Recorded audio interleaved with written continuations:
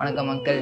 நீ என்ன அங்கிள்னு கூட வேண்டிய அவசியமே இல்லை. இது மாநாட்டுக்கு அப்புறம் வந்ததா இல்ல முன்னாடி இருந்து எப்படி தானே? ஏன் லூசா நீ தம்முன்னு ஏதாவது தூக்கி எரிஞ்சு விடுன்னு பாத்துக்க. அங்கிள் அங்கிள் உங்களுக்கு மனசாட்சின்னு ஒண்ணு இருந்துச்சுன்னா நாங்க கேக்குற கேள்விகளுக்கு மட்டும் கொஞ்சம் பதில் சொல்லுங்க அங்கிள். அங்கிள்ன்றது ஒரு நாகரிகமான ஒரு சொல் தான். ஆமா, நாகரிகமா அங்கிள்ங்கிற வார்த்தை நாகரிகம்டா. சொல்லக்கூடிய விதம் இருக்குடா லூசு. Stalin uncle what uncle is very wrong uncle. Uncle Stalin uncle அப்படின்னு அன்பா சொல்றாரு. அன்பா நொட்டினாரு. அன்பா நொட்டினாரு. இதுக்கு மேல அண்ணனை பத்தி ஏதாவது ஒரு வார்த்தை தப்பா பேசினா கூட அண்ணே உங்களை போட வேண்டிய வரும். நடிகை சங்கீதா கூட ஒரு மேடையில சொன்னாங்க ஸ்டாலின் அங்கிள். அப்பெல்லாம் சிரிச்சுட்டு இருந்தாரு. இப்ப மட்டும் ஏன் கோவப்படுறாரு? அறிவு இருக்கா உனக்கு? மாதிரி ஸ்டாலின் அங்கிளுக்கு பர்த்டே இல்லையா? சோ அங்கிளுக்காக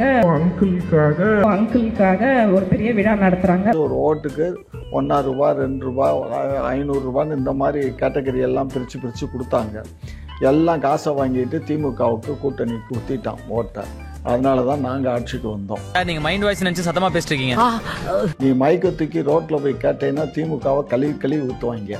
அவனே தான் சொன்னானுங்க 5000 தாரம் ஓட்ட போடுங்கன்னானுங்க. நாங்க போட்டுட்டோம். இப்ப என்ன காசு கொடுக்காம சும்மா வெறும் அரிசியவோ மசாலையும் கொடுத்து விடுறாங்க. இதை வச்சா நாங்க பொங்கல் கொண்டாட இந்த லட்சணத்துல ஒரு இன்னும் ஒரு 5 வருஷம் ஆகணுமாமா. தமிழ்நாடு எழுதுறாங்க பில்டிங் ஃபுல்லா எழுதுறாங்க. Karunanidhi hall, Karunanidhi cinema theatre, Karunanidhi platform, Karunanidhi கப்புக்கு, கருணாநிதி ஒண்ணுக்கு போற இடம். பண்ணாமே சார் மக்கள் அவ்வளவு குறை சொல்றாங்க உங்க மேல. ஏப்பா மக்கள்னா எந்த மக்கள்? ஒன்ன மாதிரி ரோட்ல போற புறம்போக்கு சொல்லுவாங்க. திமுக அரசை குறை சொல்றான்னா எங்களை மாதிரி ரோட்ல போற புறம்போக்கு தான் ஓட்டு போட்டது உங்களுக்கு. புறம்போக்கு ஓட்டு யாரு? நீங்க ஓட்டு போய் எங்களுக்கு ஓட்டு போட்ட மக்கள் எங்களை குறை சொல்லவே மாட்டாங்க. இங்க பாரு, எங்க திராவிட தான் வந்தாரு நீச்சல் அடிக்க விட்டாருன்னு ஒரு அம்மா சொல்லுது. அது அவ பேசுவா, என்ன வேணாலும் பேசுவா. ஸ்டாலின் தான் வந்தாரு நீச்சல் அடிக்க விட்டாருன்னு விட்டு வச்சுக்கிறாரு. வேற யார் சார்? எங்க கட்சிக்காரங்க தான் ஓட்டு போட்டாங்க. மத்த பொதுஜனம் யாருமே ஓட்டு போடல. இங்க பாரு, எங்க கட்சி, எங்க கூட்டணி கட்சி இவங்க ஓட்டு போட்டாலே எங்களுக்கு 3 கோடி ஓட்டு வரும். நாங்க என்னத்துக்கு போய் பொதுமக்கள் அவங்களும் பொதுமக்கள் ஓட்டு கேட்க போவாதீங்க. எதுக்கு போறீங்க? பிரச்சாரம் எதுக்கு போறீங்க? அது எங்க இஷ்டம்டா. அது யார் நீ சொல்றது? எதுக்கு போறீங்க? உங்க ஆளுங்க ஓட்டு போட்டா போதும் அப்படின்னா செயற்குழு பொதுக்குழு கூட்டி உங்க ஆளுங்களை மட்டும் இது பண்ணிக்கீங்க. அதெல்லாம் எங்களுக்கு தெரியும். அது எங்களுக்கு தெரியும். எதுக்கு மக்களை கூப்பிடுறீங்க? அது எங்களுக்கு தெரியும். நீ மக்களுக்கான ஆட்சி, மக்களுடன் ஸ்டாலின், உங்களுடன் ஸ்டாலின் எதுக்கு போறாரு? திமுகவினருடன் ஸ்டாலின் போவன் தானே, தொண்டர்களுடன் ஸ்டாலின் போவன் தானே. லூசு, இதெல்லாம் விளம்பரம்டா. இதெல்லாம் ஒரு முதலமைச்சருக்கு அல்லது எங்க அரசுக்கு ஒரு விளம்பரம் தேடித்தான் நாங்க ஊர்வலம் விளம்பரம் மட்டும் தான் பண்றீங்க. விளம்பரம் மட்டும் தான் நாங்க பண்றோம். இந்த சினிமால நடிக்கிறது நீ அண்ணே ஒரே ஒரு தடவை கையை விட்டு அடிச்சு காட்டினா இப்ப போன மாசத்துல இருந்து ஒரு 35,000 பேருக்கு கொடுத்துருக்கோம். தேர்தலுக்கோ கத்திரிக்காவுக்கோ 4 வருஷமா பண்ணாத இப்ப பண்றீங்கன்னா அப்ப தேர்தலுக்காக தானே. என்ன கணக்கு? ஏண்டா இங்க இருடா, அவனை சொல்லி நிறுத்துங்களேன்டா. அவன் நிறுத்துற அந்த லூசுக்கு மட்டும் வந்துட்டே இருக்கான். வர்ற நிறுத்துற அவனை. பைத்தியக்காரப்ப எதுக்குடா வரீங்க எங்கெல்லாம்? இப்ப இலவச அரிசி வாங்குறவங்க யாருக்காவது போலன்னு சொல்லு. நான் தம்பி எங்க வீட்லயே போல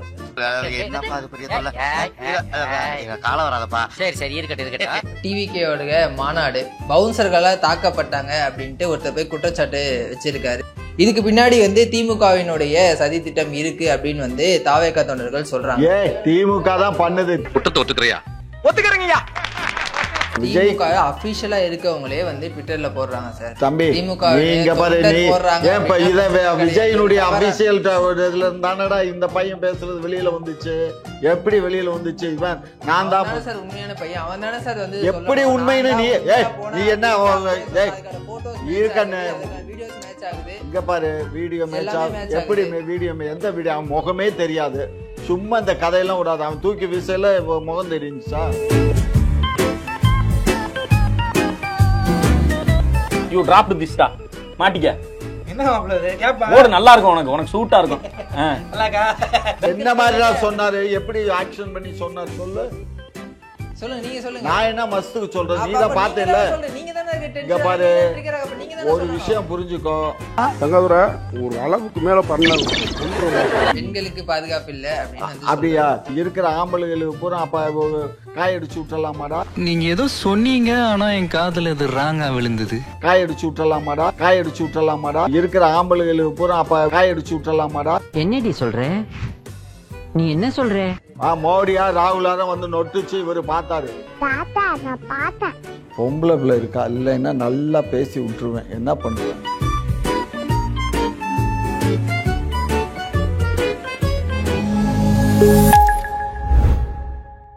நாதஸ் மீடியா நேயர்களுக்கு வணக்கம். இன்று நம்மிடையே திமுகவின் மூத்த முன்னோடி முனைவர் காமாட்சி நாயுடு இணைஞ்சிருக்கார்.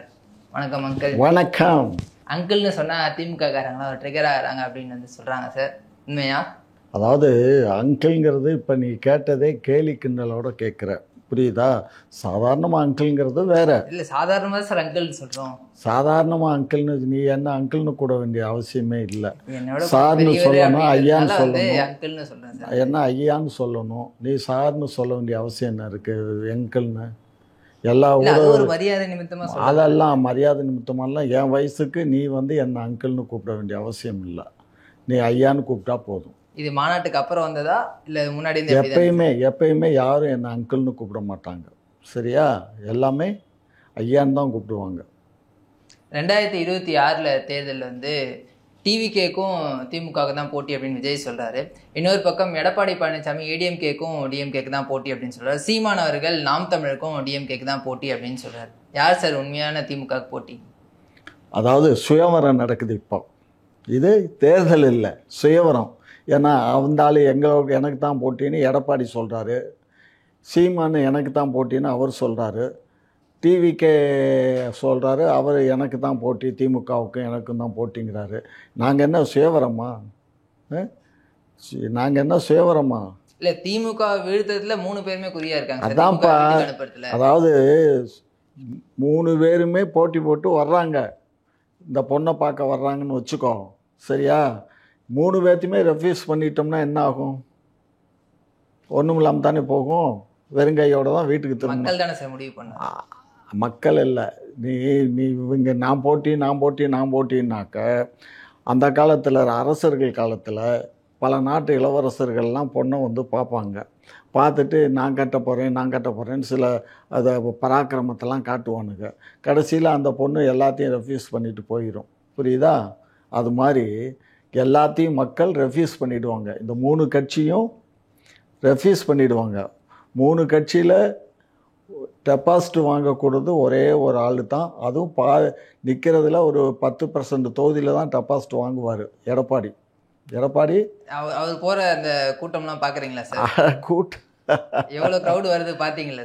க்ரௌடு வருது பார்த்தேன். எவ்வளோ காசு பணம் செலவு பண்ணுறாருங்கிறதையும் எனக்கு தெரியும். தகவல் வந்து வண்ணமாக இருக்குது, புரியுதா? காசு கொடுக்கலையா சார்? திமுக நாங்கள் கூட்டம் கூட்டுறதுக்கு காசு கொடுக்க மாட்டோம். அந்தந்த மாவட்ட செயலாளர் கூட்டிகிட்டு வந்துருவானுங்க. அவனுக்கு கொடுத்துருக்கலாம், அதை பற்றி எங்களுக்கு தெரியாது. திமுக சார்பில் கொடுக்குறது தானே சார்? மாவட்ட செயலாளரும் திமுக தானே சார்? கண்ணே, இங்கே பார்த்து தங்கம், ஒரு விஷயம் புரிஞ்சுக்கோ.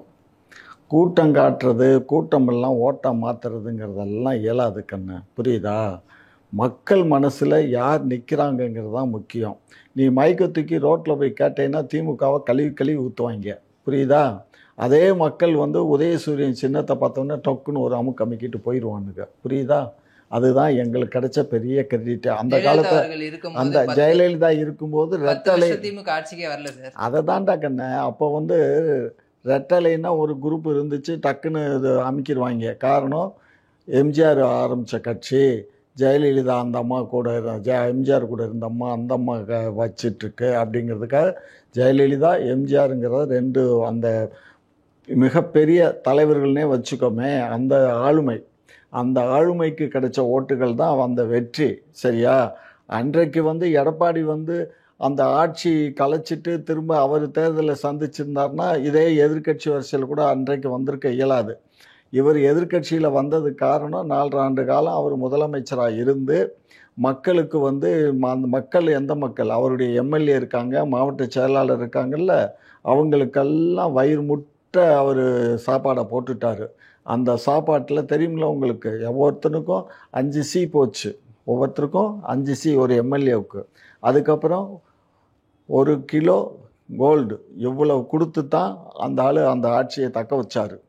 அதுக்கப்புறம் எம்எல்ஏ எலெக்ஷன்லேயும் ஏறக்குறைய நாங்கள்லாம் வந்து ஏதோ மக்கள்கிட்ட போய் வீடு வீடாக தேடி போய் ஓட்டு கேட்ட காலத்தில் அவர் வீடு வீடாக போய் எப்படியானா ருசி கண்ட பூனை இல்லையா, அதனால் அது போய் என்ன பண்ணுச்சு, ஒரு ஓட்டுக்கு 1 ரூபா 2 ரூபா 500 ரூபான்னு இந்த மாதிரி கேட்டகரி எல்லாம் பிரித்து கொடுத்தாங்க. எல்லாம் காசை வாங்கிட்டு திமுகவுக்கு கூட்டணிக்கு ஊற்றிட்டான் ஓட்டை. அதனால தான் நாங்கள் ஆட்சிக்கு வந்தோம். புரியுதா? ஆனால் இப்போ ஒரு வலுவான எதிர்க்கட்சி இல்லாதனால தான் திமுக ஆட்சிக்கு வந்துச்சா? ஆமாக்கண்ணு, உண்மைதான். அதில் என்ன சந்தேகம்? வலுவான கூட்டணியாக இருந்திருந்தால் நாங்கள் கொஞ்சம் தடுமாறி தான் போயிருப்போம். ஆனால் எப்பயுமே ஒரு விஷயம் கண்ணு, ஜெயலலிதாங்கிற ஆளுமை இருந்தால் கூட அது அந்த 10 வருஷம் அவங்க ஆட்சியோட முடிஞ்சு போயிருக்கும், அவ்வளோதான். ஏன்னா அவங்க மேலே வராத ஊழல் எல்லாமே மக்கள் திமுக ஊழல்னு பேசுகிறானே தவிர திமுகவை எந்த நீதிமன்றத்தில் கலைஞரையோ ஸ்டாலின் ஐயாவையோ அல்லது எங்களுடைய அமைச்சர் பெருமக்களையோ ஊழல் குற்றவாளின்னு சொல்லி தீர்ப்பு எந்த நீதிமன்றத்துக்கு தீர்ப்பு வரல தம்பா. Case bending. புரிஞ்சுக்கோ, செந்தில் பாலாஜி கேஸுங்கிறது 1,80,000 ரூபாய் அந்த டிரைவர் கண்டக்டர் இதுக்கு வேலைக்கு வாங்கினதாக, அதுவும் நாங்கள் போட்ட கேஸ் தான். திமுக அந்த கேஸ்ல உங்க ஆட்சியில் இருக்க அமைச்சரே ஜெயிலுக்கு போறாரு. அதுதான்ப்பா ஜெயிலுக்கு போறது அது யாருடைய ஒன்றிய அரசினுடைய கையால் ஆகாத தனம். ஒன்றிய அரசுன்னு ஒன்று இருக்கு தெரியுமா? உள்ள போனது. ஆமா, இடிங்கிற ஒரு கேஸ் போட்டோம். டிஎம்கே கேஸ் போட்ட உடனே அவர் என்ன பண்ணிட்டாரு, அந்த பணம் பூரா 1,80,000 ரூபாய் திரும்ப ரிட்டர்ன் கொடுத்துட்டாரு. அந்த ரிட்டர்ன் கொடுத்துட்டோன்னு ஹைகோர்ட்டில் பெட்டிஷன் போட்டாங்கல்ல, அதனால எங்களை இந்த கேஸ்லேருந்து விடுவீங்க, நாங்கள் அந்த பணத்தை ரிட்டர்ன் பண்ணிட்டோன்னு போட்டாரு பாரு. அதுதான் பிடிச்சிக்கிட்டான். யார் பிடிச்சிக்கிட்டா? ஈடி பிடிச்சிக்கிட்டான். நீ அப்போ வாங்க போய் தானே நீ கொடுத்த அந்த பணத்தை அப்படிங்கிறதாப்பா கேஸு. புரிஞ்சதாப்பா? அதுக்கு என்னன்னா, இவருடைய இமெயிலை தப்பாக உபயோகப்படுத்தினது அவருடைய பிஏவாக இருந்த ஆட்கள். அந்த ஆளுக தான் அந்த இமெயிலில் பணத்தை கேட்டு வாங்கியிருக்கான். அக்சஸ் அவருக்கு, ஏன்னா அவர் ஒரு பிஏட்ட அக்சஸ் கொடுப்பாங்கள்ல, எல்லாமே இவங்களா இயக்கிட்டு இருப்பாங்க. அதனால் அந்த ஆள் கோர்ட்டில் சாட்சி சொன்னான். அதை சாட்சி சொன்னதையும் கோர்ட்டு பதிவு பண்ணியிருக்கு. அது சுப்ரீம் கோர்ட்டில் வழக்கு நடக்குது. ஈடிக்கு டோஸ் விட்டதெல்லாம் தெரியுமா இல்லையா? எந்த விதமான இதுவரை சார்ஜ் ஷீட்டே ஃபைல் பண்ணாமல் ஓராண்டு காலத்துக்கு மேலே எப்படி நீங்கள் சிறையில் வைக்கலாம்? ஈடிக்கு என்ன வானளாவிய அதிகாரம் இருக்கா? நீங்கள் அரசியல் பண்ணுறீங்க, ஒன்றிய அரசுக்கு அரசியல் பண்ணுறீங்கன்னு சொல்லி சுப்ரீம் கோர்ட்டில் கிளின்னு கிழிச்சு விட்டுட்டான். புரியுதா? ஆகையினால இதெல்லாம் மோட்டிவேஷனில் பண்ணுறது. Very simple. 1000 கோடி ஊழல் டாஸ்மாக்லன்னு சொன்னாங்களா? ஈடி சொல்லுச்சுன்னு சொன்னானுங்க. நான் ஈடி சொன்னதை நான் கேட்கல. அதுக்கப்புறம் அமித்ஷா என்ன பண்ணார்? 87,000 கோடி ஊழல்னு மதுரை முருகன் மாநாட்டில் சொன்னாரா? எங்கேயாவது சார்ஜ் ஷீட் போட்டானுங்களா? இல்லை எஃப்ஐஆர் போட்டானுங்களா? சொல்லுங்கள். இதெல்லாம் கற்பனையில் பேசக்கூடியதுக்குன்னு, கற்பனை வளம் மிகுந்த சொற்கள் இது. அதனால் இந்த சொற்களுக்கும் எங்களுக்கும் எந்த விதமான சம்பந்தம் இல்லை. இன்னொரு ட்ரெண்ட் இப்போ ஓடிக்கிட்டு தெரியுமா? கவர்னருக்கு உத்தரவு, உடனே தமிழ்நாடு அரசை கலைப்பதற்கு கவர்னருக்கு உத்தரவான். கோத்தா கவர்னருக்கே என்ன பண்ணா, கவர்னரு ஒரு திருப்பி அனுப்பிச்சாச்சுன்னு சொன்னால் திரும்ப 2வது தடவையாக அரசுக்கு அந்த கோரிக்கையில் அனுப்பிச்சா அதை திருப்பி அனுப்ப இயலாது, யாருக்கு அனுப்பக்கூடாது, அதை அந்த அரசாங்கத்துக்கு கையெழுத்து போட்டு அனுப்பணும்னு ஹைகோர்ட்டு சுப்ரீம் கோர்ட் தீர்ப்பு கொடுத்துருக்கு. அது மட்டும் இல்லை, ஆர்டிக்கல் 142 படி நீங்கள் செய்யலை, அதை நாங்கள் செய்கிறோம் அப்படின்னு சொல்லி அவங்க செஞ்சிட்டாங்க. கவர்னருக்கும் கொட்டு வச்சாங்க, ஜனாதிபதிக்குமே கொட்டு வச்சுட்டாங்க. அந்த அம்மா கேள்வி கேட்டிருக்கு, அதனால் இதில் தீர்ப்பு வழங்கக்கூடாதுன்னு சொல்லி அவங்க கவர்மெண்ட்டோட அட்வொகேட் இருக்கார் இல்லையா, ஒன்றிய அரசு அட்வொகேட்டு, அவர் வாதிட்டார் சுப்ரீம் கோர்ட்டில் சீஃப் ஜட்ஜு முன்னாடி. அப்போ அவர் சீஃப் ஜட்ஜ் என்ன சொன்னார் தெரியுமா? ஜனாதிபதி எங்கள்கிட்ட விளக்கம்தான் கேட்டிருக்காங்களே தவிர, 14 கேள்விகள் அனுப்பிச்சு அதுக்கு விளக்கம்தான் கேட்டிருக்காங்களே தவிர இதை நிப்பாட்டி வைங்கன்னு சொல்லலை. 2வது, நிப்பாட்டி வைங்கன்னு சொல்கிறதுக்கு ஜனாதிபதிக்கும் உரிமை கிடையாது.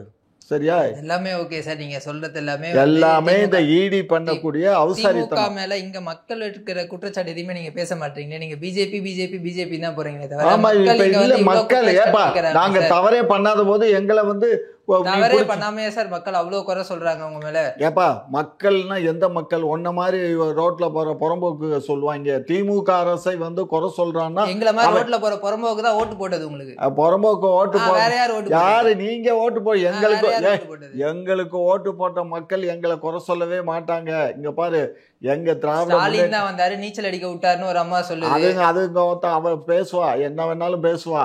அத பத்தி எல்லாம் அவங்க தான் எங்களுக்கு சார் உங்களுக்கு ஓட்டு போட்டாங்க. அவங்க ஓட்டு போடல, வேற யார் சார் ஓட்டு எங்க போட்டது? கட்சிக்காரங்க தான் ஓட்டு போட்டாங்க. மத்த பொதுஜனம் யாருமே பொது ஓட்டு போடல. ஜனங்கள்லாம் இங்க பாரு, எங்க கட்சி, எங்க கூட்டணி கட்சி, இவங்க ஓட்டு போட்டாலே எங்களுக்கு 3 கோடி ஓட்டு வரும்.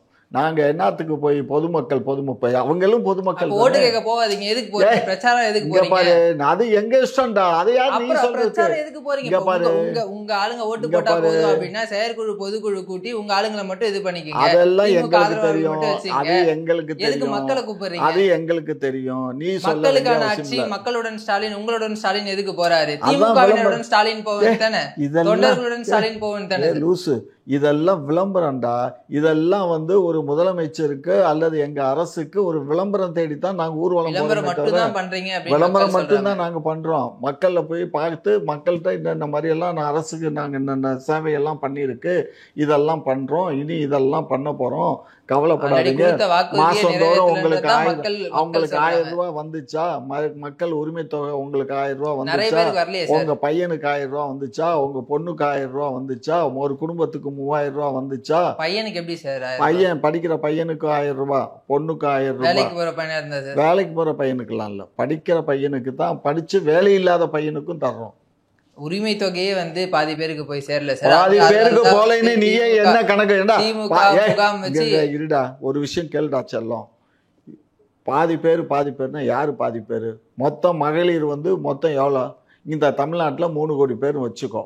இந்த 3 கோடி பேர்ல நாங்க இப்ப 1.5 கோடி பேருக்கு நாங்க கொடுத்துருக்கோம். திமுக வாக்குறுதியில சொன்னது என்ன சார்? எல்லா மகளிருக்கும் அப்படின்னு கேளுப்பா. 1.5 கோடி மக்களுக்கு கொடுத்துருக்கோம். இப்போ புதுசாக இப்போ மறுபடியும் ரிவைஸ் பண்ணி இப்போ போன மாதத்துல இருந்து ஒரு 35,000 பேருக்கு கொடுத்துருக்கோம். தேர்தலுக்கோ கத்திரிக்காவுக்கோ நாங்க வருஷமா பண்ணாத இப்ப பண்றீங்கன்னா ஏறக்குறைய 2 லட்சம் பேர், 2 கோடி பேருக்கு நாங்க இப்ப கொடுக்குறோம். 3 கோடி பேர்ல 100 கோடி பேர், 1 கோடி பேர் எங்களை மாதிரி வசதியானவங்க யாருக்குமே நாங்க இந்த பணம் அனுப்பவும் இல்லை, அவங்க கேட்கவும் இல்லை. சரியா? யாரெல்லாம் கேட்டாங்களோ அவங்களுக்கு வாழ்வாதாரம் கம்மியா இருக்குன்னா அவங்களுக்கு கொடுக்குறோம். புரிஞ்சுக்கோ. சும்மா எல்லாருக்கும் பெண்கள் 3 கோடி பேர் பெண்கள் இருந்தாங்கன்னா இப்போ ஜெயலலிதாவும் ஜெயலலிதாவோட நம்ம திரிசாவை வச்சுக்கோ, கீர்த்தி சுரேஷை வச்சுக்கோ, அவங்களுக்கெல்லாம் 1000 ரூபாய். திமுக மீது ஒரு குற்றச்சாட்டு வச்சா நீங்க திரிஷாக்கும் கீர்த்தி சுரேஷ்க்கும் அவங்களுக்கு 1000 ரூபாய், அவங்களுக்கு 1000 ரூபாய் அனுப்பணுமான்னு கேட்கிறேன். ஒன்னுகிட்ட கேட்கிறேன். முதல்வர் சொல்ற அனைத்து மகளிருக்கும் 1000 ரூபாய். அதான்ப்பா, அவங்க போய் திரிஷாகிட்டையும் அந்த பொண்ணுகிட்டையும் கேட்டுட்டு வா, இல்லைன்னா அவர்கிட்ட போய் கேட்டுட்டு வா. யாருகிட்ட? அவங்க கார்டியன் இருக்காங்கல்ல, கார்டியன் போய் கேட்டுட்டு வா. அவங்க கார்டியன் வாக்குறுதி கொடுக்கலையே, முதல்வர் பாரு.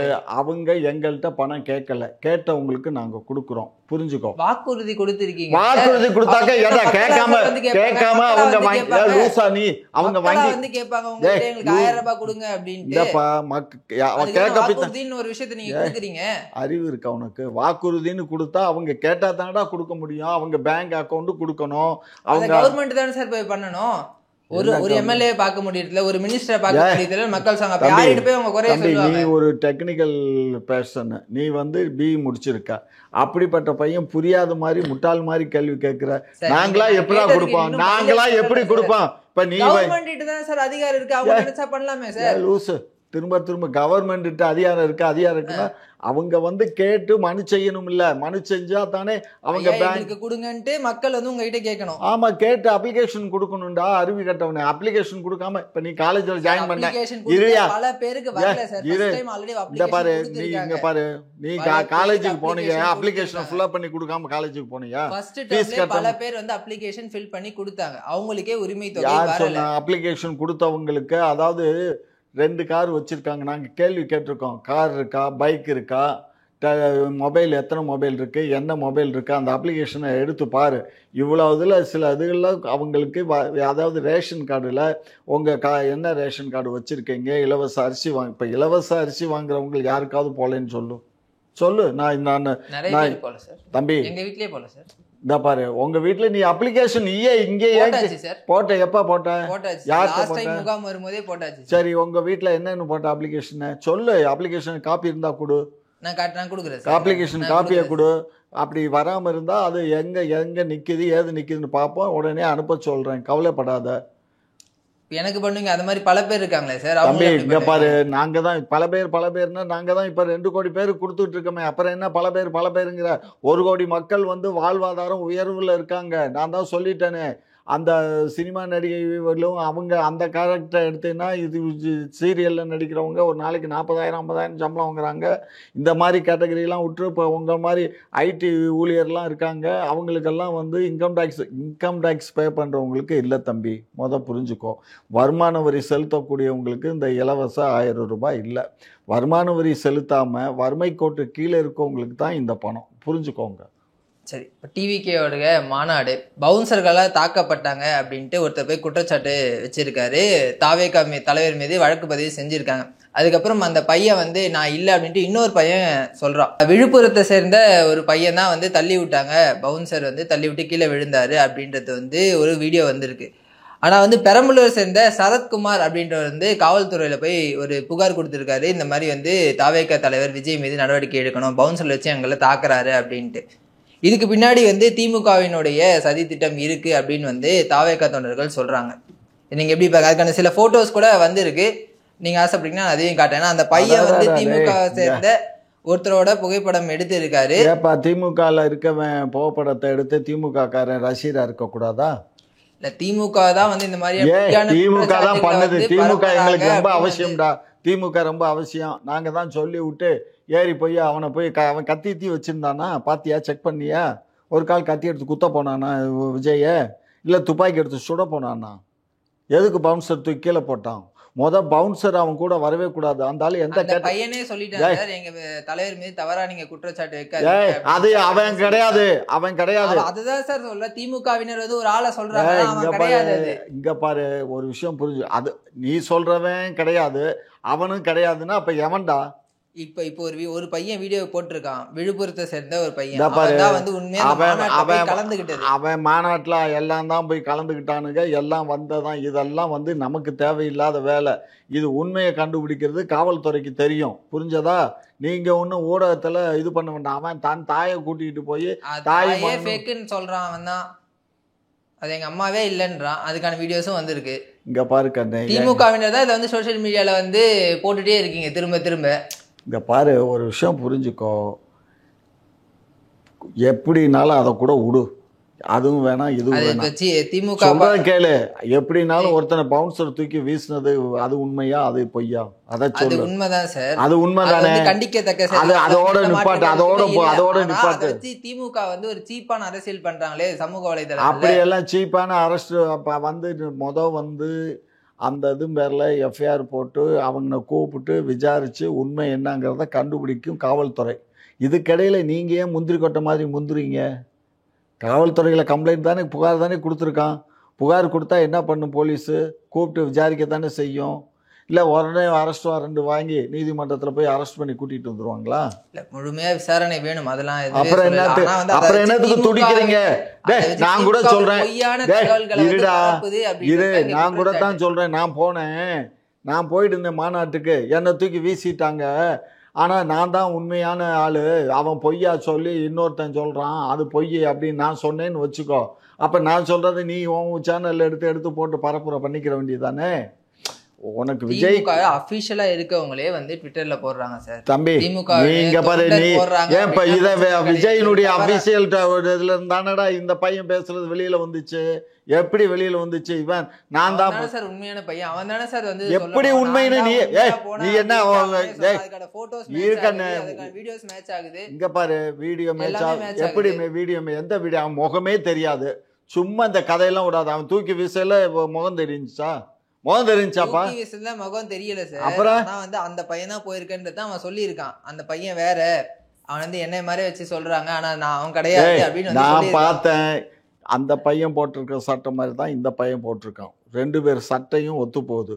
அவன் தூக்கி வீசும்போது இருந்த சட்டையும் ஒன்றா தான் இருக்குது. புரிஞ்சுக்கோ, நான் அதை 3ஐயும் நான் பார்த்தேன். ஆனாலும் இது நமக்கு தேவையில்லை. இது காவல்துறை போயிடுச்சு. காவல்துறை விசாரணை பண்ணி உண்மை நிலையை அறிஞ்சு அவங்க அறிவிப்பாங்க. பொறுமை காத்துருங்க. அதனால விஜய்க்கு நாங்கள் ஒன்றும் இப்போ அரெஸ்ட் வாரண்ட் கொண்டு போய் கொடுத்து அவரை வீரபாண்டிய கட்டபொம்மனை புளிய மரத்தில் தூக்கில் போட்ட மாதிரி இவரை நாங்கள் கொண்டு போய் தூக்கில் போட போகிறதில்ல. விஜய் வருவார், அவர் யாரோட வருவார், நீங்கள் பார்த்து மகிழ்ந்துக்கங்க. மக்களோட வர்றாரு சார். மக்களோட வந்தாலும் சரி, மனைவியோட வந்தாலும் சரி. அந்த அம்மா லண்டனில் தானே இருக்குது.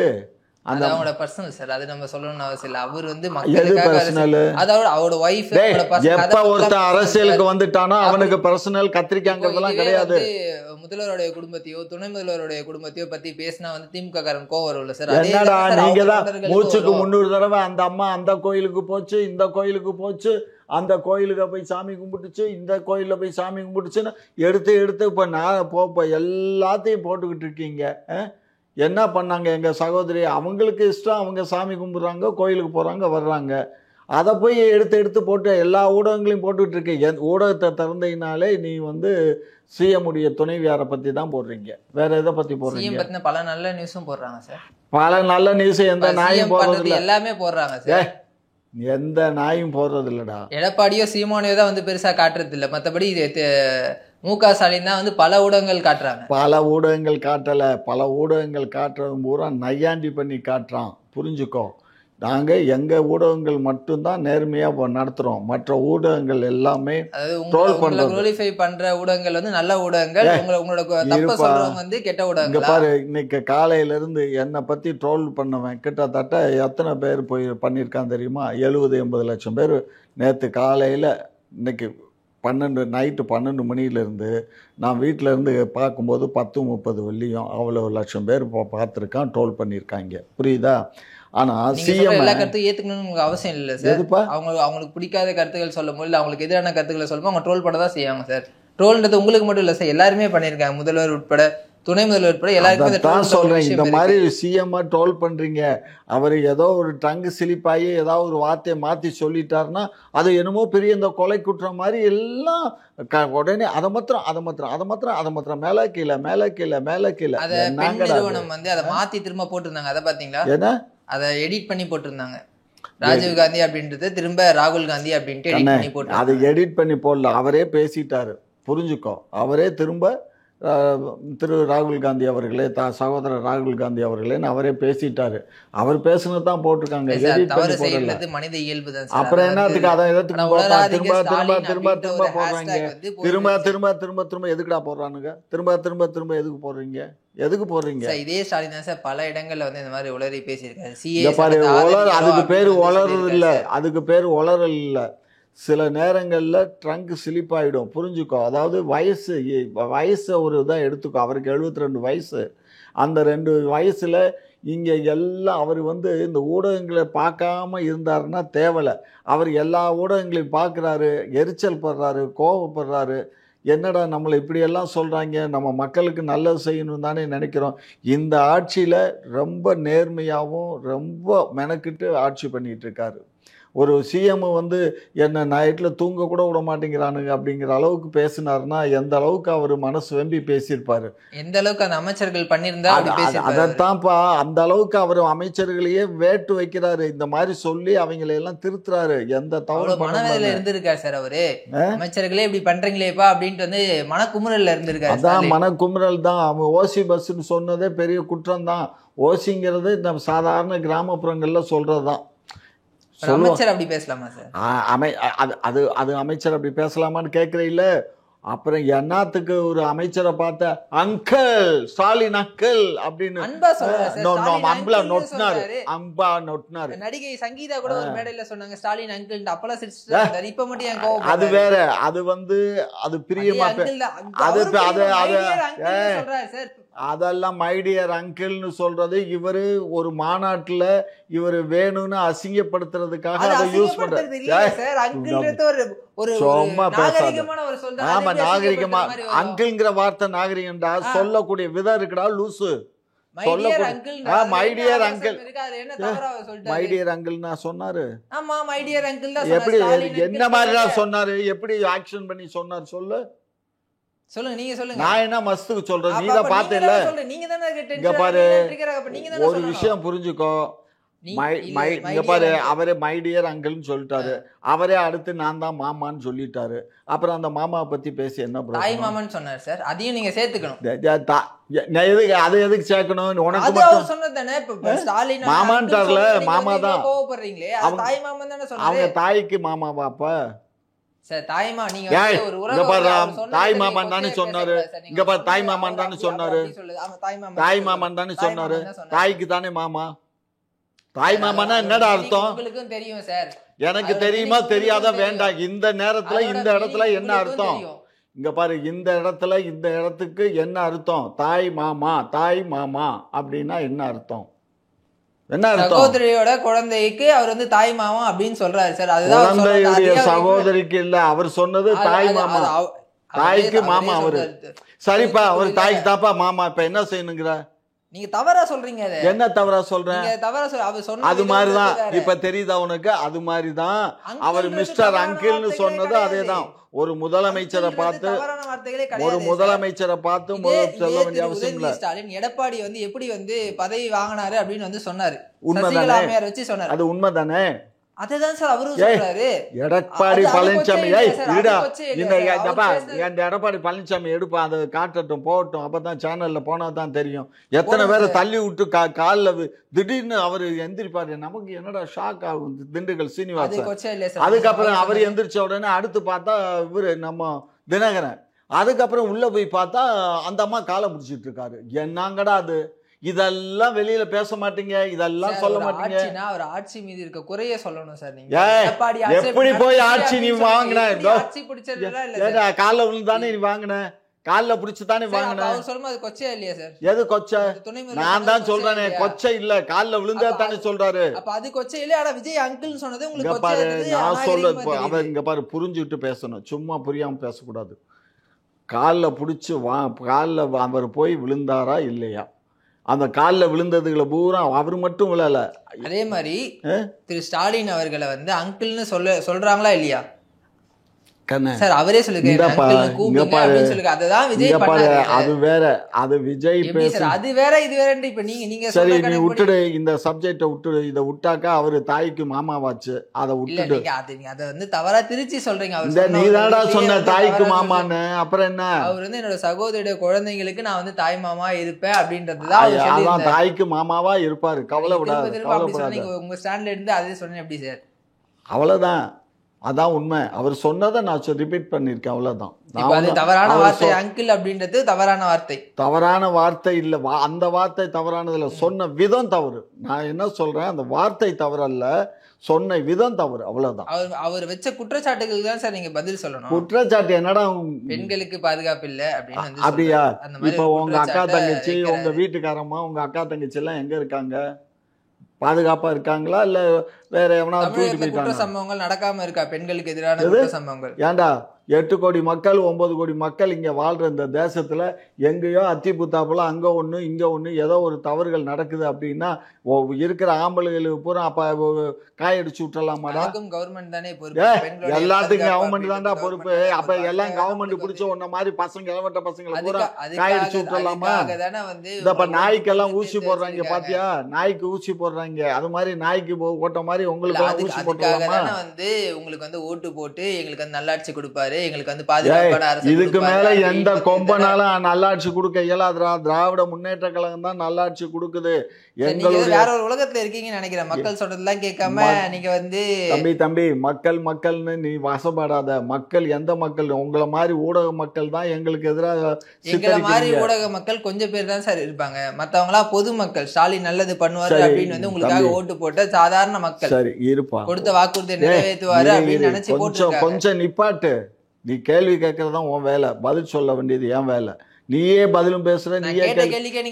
என்னடா கேள்வி கேட்ட? நீங்க அதை அப்படியே திருச்சி தானே சொல்றீங்க. நான் ஒரு கேள்வி கேட்டா நீங்க அப்படியே விஜய்க்கு போறீங்க, எடப்பாடிக்கு போறீங்க. இங்க பாரு, நீ ஒரு விஷயம் புரிஞ்சுக்கோ.